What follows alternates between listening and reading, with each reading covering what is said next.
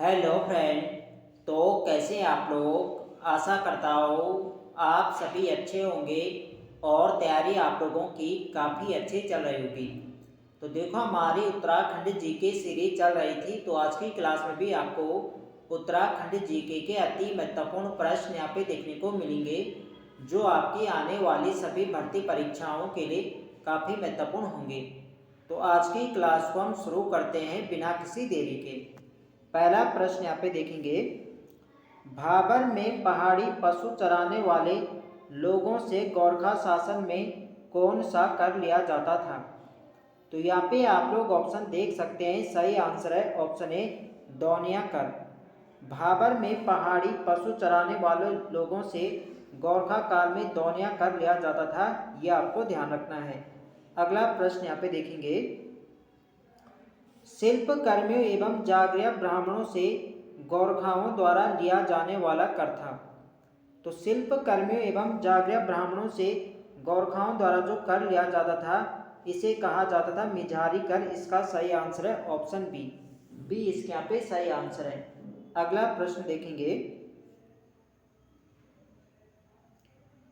दिए गए कूट को सुमेलित कीजिए। तो यहाँ पे सुमेलित यहाँ पे करना है। एक तरफ यहाँ पे कर दे रखा है और एक तरफ इनका अर्थ है, यानी कौन सा कर का संबंध किस क्षेत्र से है। तो टांड कर, जो टांड कर था ये किससे लिया जाता था? तो ये लिया जाता था बुनकरों से। इसका जो होगा ये होगा पहला, टांड कर लिया जाता था बुनकरों से। इसका क्या पहला यहाँ पे हो जाएगा। मरो कर, जो मरो कर लिया जाता था ये लिया जाता था पुत्रहीन व्यक्ति से। पुत्रहीन व्यक्ति नहीं, जिनका पुत्र नहीं होते थे उनसे लिया जाता था मरो कर। इसका होगा यहाँ पे तीसरा, यानी 1-3। घी कर, जो घी कर लिया जाता था ये लिया जाता दुधारू पशुओं से। इसके यहाँ पे दूसरा यहाँ पे हो जाएगा। और सलामी क्या था? तो सलामी एक प्रकार का नजराना था, तो इसके यहाँ पे चौथा हो जाएगा। तो सीक्वेंस क्या बन रहा है? 1-3-2-4। तो 1-3-2-4 है ऑप्शन ए में, तो ऑप्शन ए इसके यहाँ पे राइट आंसर हो जाएगा। अगला यहाँ पे देखेंगे, छिपी हुई संपत्ति पर गोरखा शासन में कौन सा कर लगाया जाता था?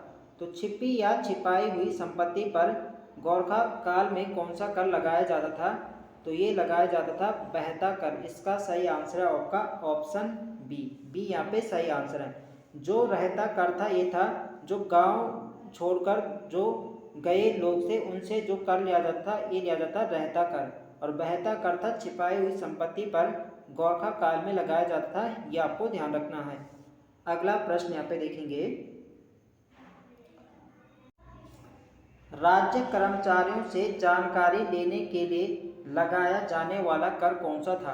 देखो यह प्रश्न ऐसा हो कि राज्य कर्मचारियों से लगान की जानकारी लेने के लिए कौन सा कर यहाँ पे लगाया जाता था? तो ये लगाया जाता जानिया सुनिया कर। इसका सही आंसर होगा ऑप्शन सी। सी इसके यहाँ पे सही आंसर है।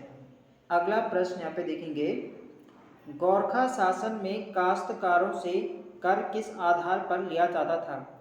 तो काश्तकारों से जो कर लिया जाता था ये लिया जाता था ठेका बंदी से। इसका सही आंसर है ऑप्शन ए। ये इसके यहाँ पे सही आंसर है। अगला यहाँ पे देखेंगे, शायर निम्न में से क्या था? तो शायर भी एक प्रकार का कर होता था और एक कैसा कर था? तो ये सीमा चुंगी कर था। इसका सही आंसर है ऑप्शन बी। अगला यहाँ पे देखेंगे, ब्रिटिश एवं नेपाल युद्ध का प्रमुख कारण क्या था?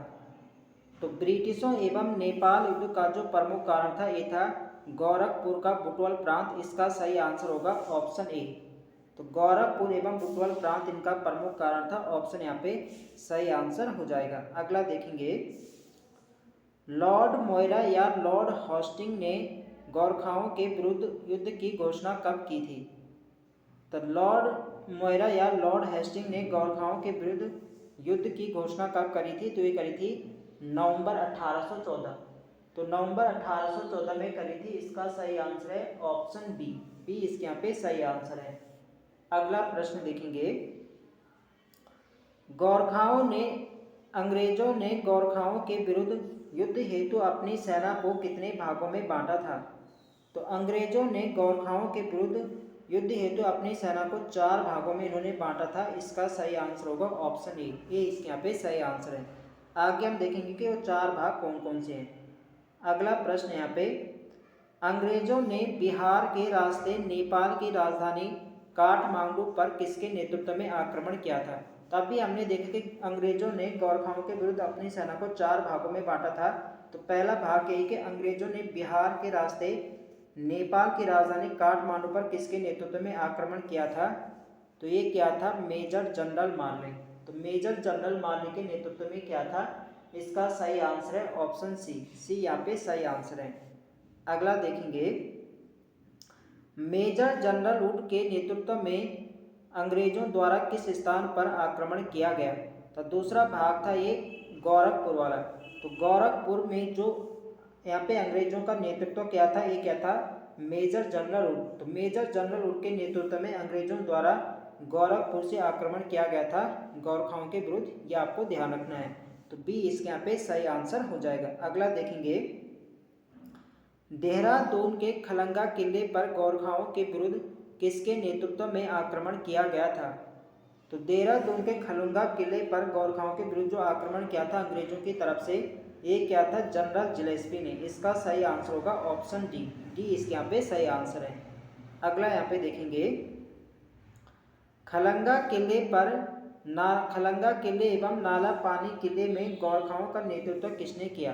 तो देखो अभी हमने देखा कि अंग्रेजों की तरफ से किसने किया था खलंगा किले से, तो ये क्या था, जनरल जिलेस्पी ने। अब यहाँ पे बात होगी गोरखाओं की तरफ से खलंगा किले एवं नाला पानी किले से गोरखाओं का नेतृत्व किसने किया था। तो गोरखाओं की तरफ से क्या था, बलभद्र सिंह थापा ने। और अंग्रेजों की तरफ से किसने किया था, तो ये क्या था, जनरल जिलेस्पी। ये आपको ध्यान रखना है। देखो ये ऐसे प्रश्न हैं जो बार बार एग्जाम में पूछे जाते हैं। तो वीडियो पसंद आ रही तो फ्रेंड्स वीडियो को लाइक करें, शेयर करें, और जो लोग चैनल पर नए हैं चैनल को सब्सक्राइब करें। अगला प्रश्न है हमारा, ब्रिटिश सेना ने दून घाटी पर हमला कब किया था। तो ब्रिटिश सेना ने दून घाटी पर जो हमला किया था, ये क्या था, 24 अक्टूबर 1814 को। इसका सही आंसर है ऑप्शन ए। अगला देखेंगे, नाला पानी दुर्ग में जनरल जिलेस्पी कब मारे गए थे। तो नाला पानी दुर्ग में जनरल जिलेस्पी मारे जाते हैं, और ये मारे जाते हैं 31 अक्टूबर 1814 को। ऑप्शन बी यहाँ पे सही आंसर है। तो ये आपको डेट सही ध्यान रखना है, यह प्रश्न एग्जाम में पूछा जा चुका है, तो इसको आप लोग डेट सही ध्यान रखिएगा कि कब इनकी मृत्यु होती है। तो ये थी 31 अक्टूबर 1814। अगला यहाँ पे देखेंगे, ब्रिटिश सेनापतियों में योग्यतम सेनापति कौन था। तो ब्रिटिश सेनापतियों में योग्यतम सेनापति कौन थे। तो योग्यतम सेनापति थे जनरल ऑक्टरलोनी। इसका सही आंसर है ऑप्शन सी यहाँ पे सही आंसर है। अगला देखेंगे, अंग्रेजों ने अल्मोड़ा पर कब हमला किया था। तो अंग्रेजों ने अल्मोड़ा पर कब हमला किया था, तो ये क्या था, 25 अप्रैल 1815। इसका सही आंसर है ऑप्शन ए, ये इसके यहाँ पे सही आंसर है। अगला देखेंगे, 15 मई 1815 को मलावगढ़ की संधि किसके बीच हुई थी। तो मलावगढ़ की संधि होती है 15 मई 1815 को, और ये होती है अमर थापा और ऑक्टरलोनी के बीच में। इसका सही आंसर है ऑप्शन बी इसके यहाँ पे सही आंसर है।